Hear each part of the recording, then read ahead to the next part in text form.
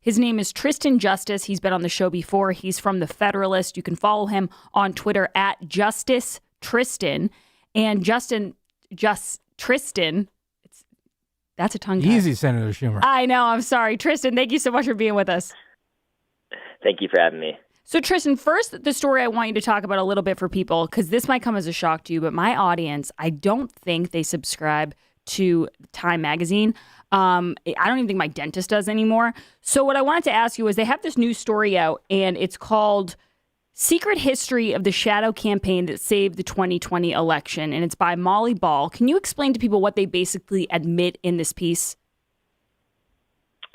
Yeah, absolutely. So it's interesting. The very conspiracy that legacy media has tried to delegitimize for months and months and months, they've chronicled themselves in a cover story in the latest issue of Time Magazine. It's written by Molly Ball. She's a political reporter there, and it's titled "The Secret History of the Shadow Campaign That Saved the Election." And it's about a 10-page story. I've got it right in front of me.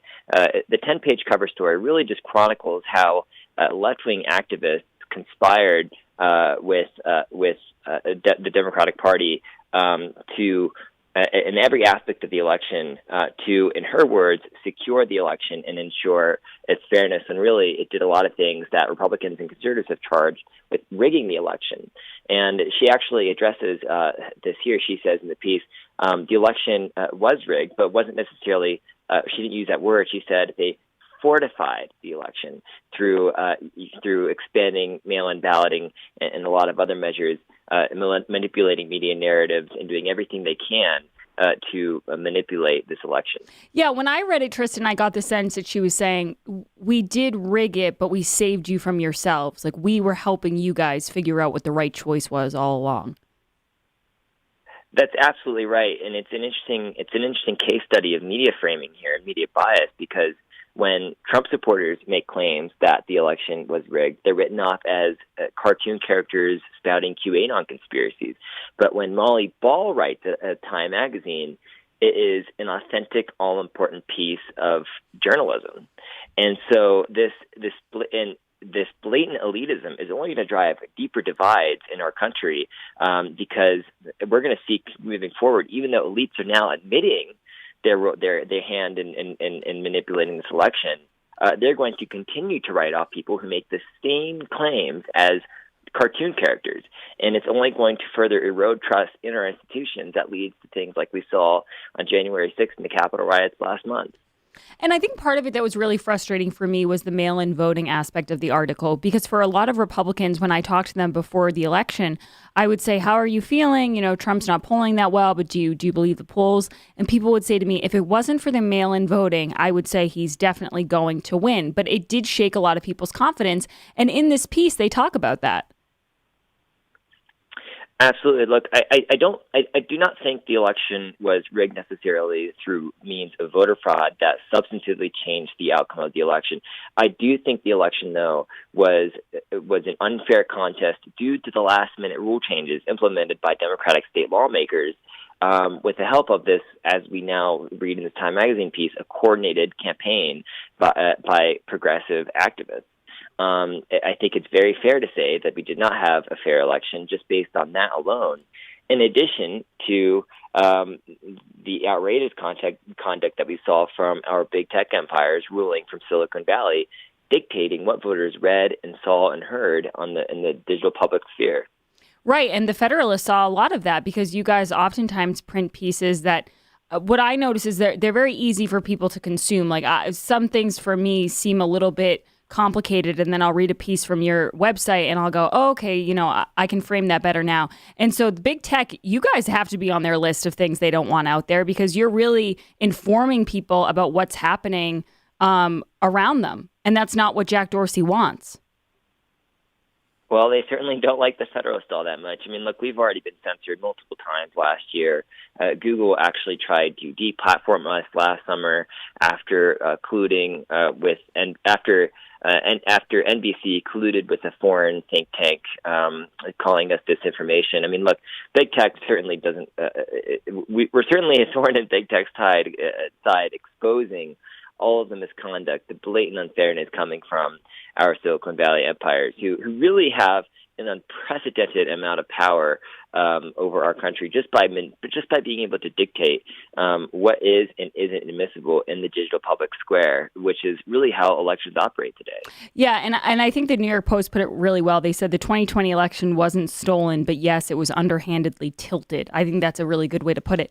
Tristan, I also want to ask you. I saw you on a podcast recently with another writer from the Federalist, and you were talking about how the first impeachment got lower ratings than soap operas. And so yesterday, after hearing that, I said, my poll question was, do you think this is going to get good ratings? And a lot of people, and guaranteed it's my audience, but a lot of people said no, they did not think the second impeachment was going to get good ratings. What do you think? Do you see them going below As the World Turns or above it? I think the video with the cat lawyer this week is going to get higher ratings than the impeachment show trial in Washington. To be fair, Tristan, that was a very entertaining video. Fair. But no, I think Americans can see this impeachment for what it is. It's a show trial that's nothing more than a political play launched by Democrats to delegitimize a man and that they've long vilified more than anything and anyone else in the last 4 years. They're impeaching a man who's not even in office. And I think Americans can see through that. I'm looking forward to writing that piece again, stating that this year's impeachment trial is getting lower ratings than soap operas, because I think, again, Americans see this impeachment trial as nothing more than a soap opera.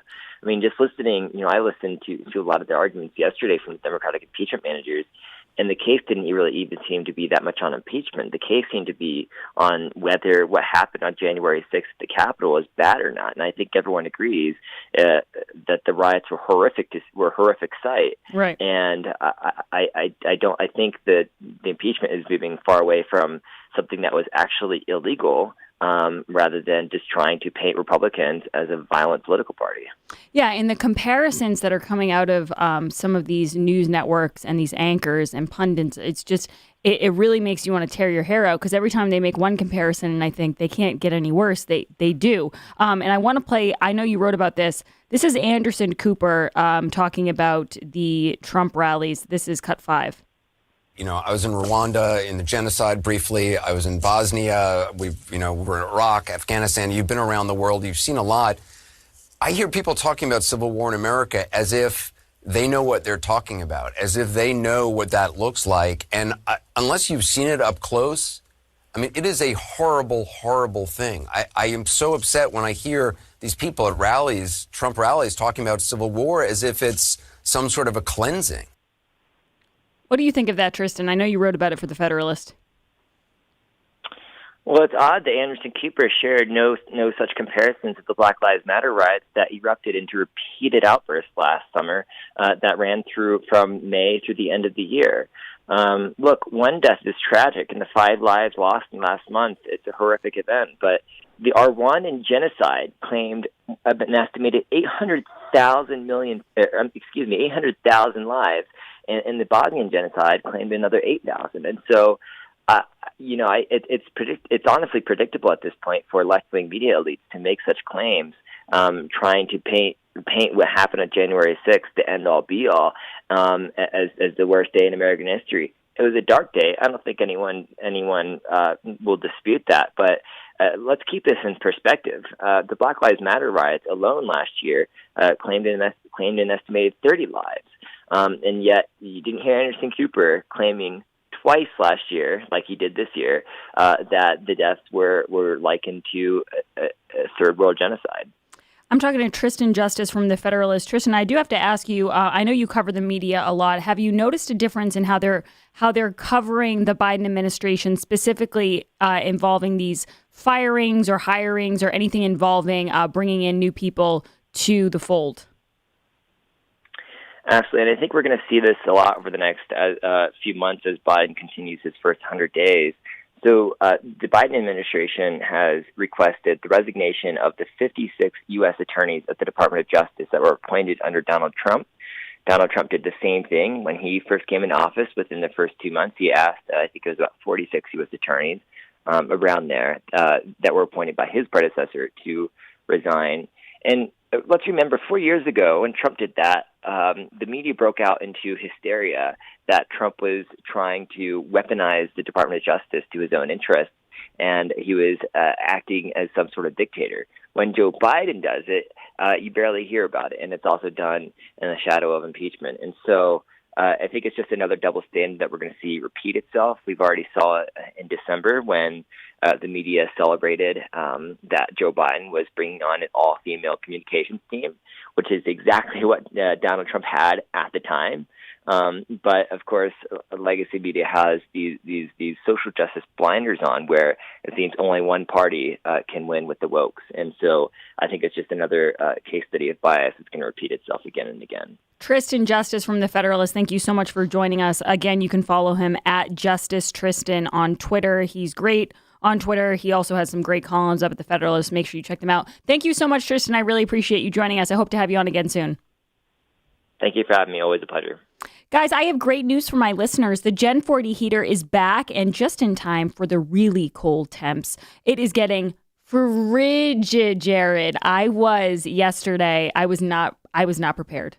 No, it was so cold yesterday that you clean off the car and you run the defrost, you do all that. And when I was driving, the ice did not defrost on my car. That's how cold it is outside. The groundhog declared 6 more weeks of winter, and the globe is not warming anytime soon, especially in the New England area. You need to start planning, and that means you need the Gen 40 heater. Robert from the Cape says the Gen 40 performs like no other heater I've ever used. It is remarkable. I know Taylor uses it all the time at his house. I cannot wait. I think we're getting another one delivered here soon, and I cannot wait to put it right by my feet when I work. Nowadays, we're all stuck inside the house, which means higher heating bills. And the thing is, depending on your house, you turn on the heat, and it goes everywhere except for where you are, and it costs so much money. With this, if you're going to sit in front of the couch for 4 hours, I mean, guilty as charged when I'm binging Netflix, you might as well have a heater that's right by you and it costs you less money.